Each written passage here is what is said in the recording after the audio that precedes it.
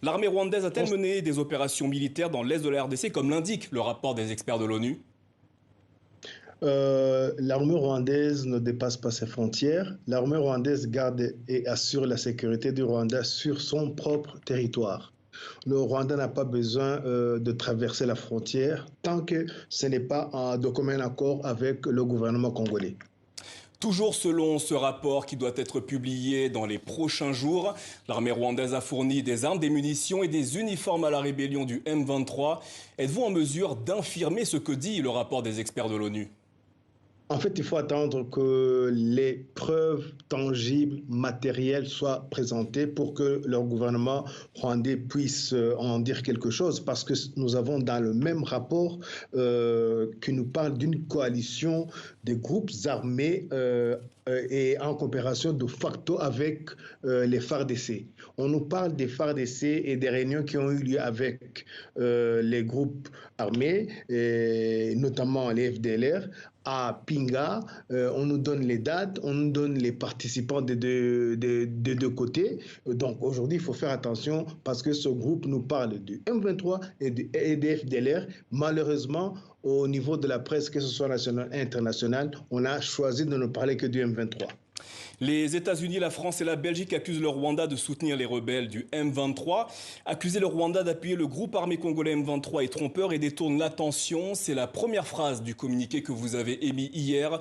Cependant, il n'est pas écrit que le Rwanda ne soutient pas le M23. Pour quelle raison ? Bon, ça, comme vous venez de le dire, ça fait au moins 10 ans que de temps en temps, que ce soit le gouvernement congolais, que ce soit ces pays, accusent le Rwanda de soutenir le M23. Et c'est une erreur, comme vous venez de le dire, parce qu'on détourne l'attention. Alors, je n'ai pas dit que c'était une erreur. Hein. Précisons que je n'ai pas dit que c'était une erreur. Je vous pose la question. Non, non, non. Nous disons que c'est une erreur que ces pays font. Nous disons que le gouvernement congolais commet une erreur parce que, comme vous le dites, on détourne l'attention des causes réelles du conflit et ça a un impact négatif sur la sécurité des pays voisins, et y compris le Rwanda. Et en même temps, on sape les efforts des autorités régionales qui essaient de trouver une solution définitive à ce problème. On handicape les initiatives de Nairobi et de Luanda auxquelles le Rwanda est engagé. En effet, ce n'est pas parce que les pays européens, les pays puissants disent ce qui se passe ici que ça doit être pris comme une vérité. Surtout que, au contraire, les autorités de la région, notamment le président actuel de la communauté des pays de l'Est, a dit qu'il n'y a pas concrètement des preuves qui impliquent le Rwanda. Donc aujourd'hui, il faut faire attention à ce que disent les pays lointains par rapport à ce que disent les autorités locales. Mais justement, les pays qui portent ces accusations, la Belgique, la France ou encore les États-Unis, selon vous, pour quelles raisons émettent-ils de telles accusations vis-à-vis du Rwanda ?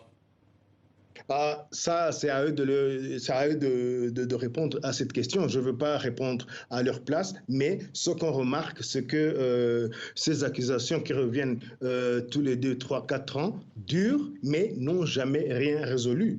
N'oubliez pas qu'il y a quelques années, il y a 10 ans, il y avait les mêmes accusations. Aujourd'hui, on est revenu à la case départ. Donc, le gouvernement rwandais dit, si on continue à prendre une partie du problème, au lieu de prendre le problème en globalité, on ne résoudra jamais ce problème.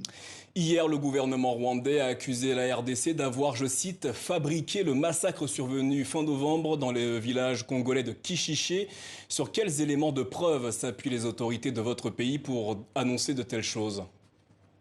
Déjà, le fait que le gouvernement congolais lui-même a affirmé, pas plus tard qu'hier, qu'en affirmant qu'il y a eu des massacres commis par le M23, il n'y avait pas eu d'enquête. Il n'y avait pas eu d'enquête indépendante. Alors pourquoi avoir annoncé cela alors qu'il n'y avait pas eu d'enquête? Alors qu'on sait très bien qu'il y a eu des affrontements entre le M23 et les FARDC, soutenus par les groupes rebelles, les groupes armés qui pullulent à l'est de la RDC.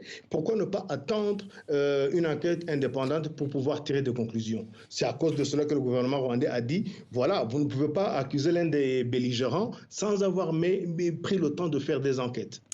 Le gouvernement rwandais estime donc qu'aucune enquête crédible, d'identité crédible n'a été faite au sujet de ce massacre, notamment à Kichissé. Pourtant, selon une enquête préliminaire du Bureau conjoint des Nations Unies aux droits de l'homme, 131 civils ont été tués à Kichiché et Bambos, c'est ce qu'indique notamment l'ONU. Selon vous, l'ONU n'est pas une entité crédible? Dire qu'il y a eu des morts, le Rwanda ne le nie pas. Mais dans quelles conditions? Ça, c'est un problème. Et on ne sait pas si ces enquêteurs des Nations Unies ont été sur place. Parce que hier, le gouvernement congolais disait que personne n'a pu aller sur place et qui demandait l'autorisation d'y aller. Donc, si personne n'a été sur place, comment est-ce que ces enquêtes ont été faites? Alors, certes, monsieur le porte-parole, personne n'a été sur place. Néanmoins, de nombreux témoignages de rescapés ont été recueillis par des journalistes, notamment par ceux de TV5 Monde. Selon vous, ces personnes interrogées ne disent pas la vérité? C'est pas crédible jusqu'à aujourd'hui tant qu'il n'y a pas une entité indépendante et crédible qui est allée sur place pour faire des enquêtes.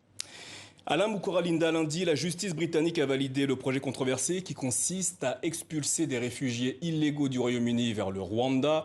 Plusieurs ONG comme Amnesty International ont fait part de leurs inquiétudes, notamment en ce qui concerne, selon elles, les atteintes aux droits de l'homme dans votre pays. Que leur répondez-vous?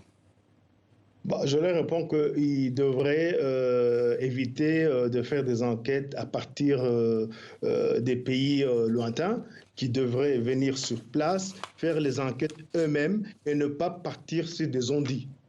Parce que je pense que je suis convaincu que la Cour qui a pris la décision a bien vérifié tout ce qui se disait, a bien affirmé que la convention était légale. Et donc aujourd'hui, nous avons plusieurs mouvements qui se trouvent à New York, à Washington, à Londres, en Australie, et qui font des enquêtes sur téléphone et qui ils sont renseignés par des personnes en fonction des intérêts qu'ils suivent. Donc, c'est vraiment, il faut faire attention à ce que disent ces mouvements, ces organisations, et personne ne les a empêchés de venir faire des enquêtes sur place. En général, si vous vérifiez, les enquêtes ne sont pas faites sur place. C'est pour cela que des fois, on a des conclusions un peu hâtives qui ne correspondent pas à la réalité de ce qui se passe au Rwanda. Parce que si vous allez voir ce qui se passe en justice au Rwanda, et si vous regardez combien de pays dans le monde entier qui coopèrent avec la justice rwandaise, vous allez voir qu'il y a une contradiction à ce que disent ces organisations et ce qui se fait réellement au niveau du pays. Alain Mukuralinda, merci d'avoir répondu à nos questions ce soir. Merci également à notre correspondante, Mariam Koné, qui a notamment œuvré à la réalisation de ce direct depuis Kigali.